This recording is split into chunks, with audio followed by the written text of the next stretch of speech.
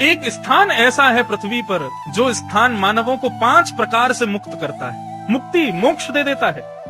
तब नाम आया इस भू वृंदावन का। और वो 5 प्रकार कौन से हैं मुक्ति के? बोले पहला जन्म ब्रज में हो जाए और मृत्यु फिर कहीं भी हो, मतलब सबसे सहज और सबसे ज्यादा इजीएस्ट हो जाए और मृत्यु फिर कहीं भी हो, मतलब सबसे सहज और सबसे ज्यादा इजीएस्ट वे टू गो मुक्ति धाम वो ये है कि वृंदावन में जन्म ले लो। जन्म कहीं भी हो, अंतिम श्वास वृंदावन में हो, अंतिम क्षण वृंदावन में व्यतीत हो। क्योंकि मैंने कहा ना, यहाँ की हवा ही श्रेष्ठ है।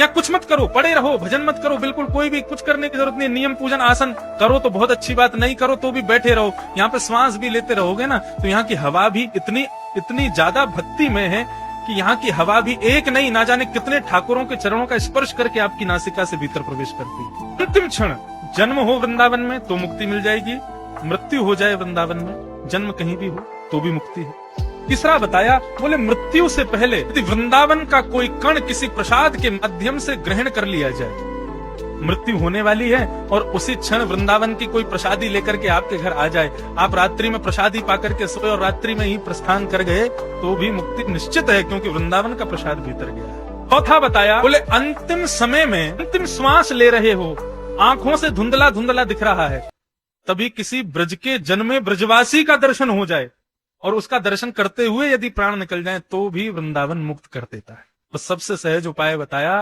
किसी की शव यात्रा जा रही हो और तभी कोई ब्रजवासी कृपा करके अपनी पादुका उतार करके 11 कदम उसकी शव यात्रा में चल ले, तो शव यात्रा में चलने वालों में यदि ब्रजवासी उपस्थित है तो भी उस मृत्यु वाले की मुक्ति निश्चित है। वृंदावन का स्वरूप साधारण नहीं है। वृंदावन जब कृपा करता है तब मुक्ति नहीं मिलती, वृंदावन जब दया करता है तब मुक्ति मिलती है।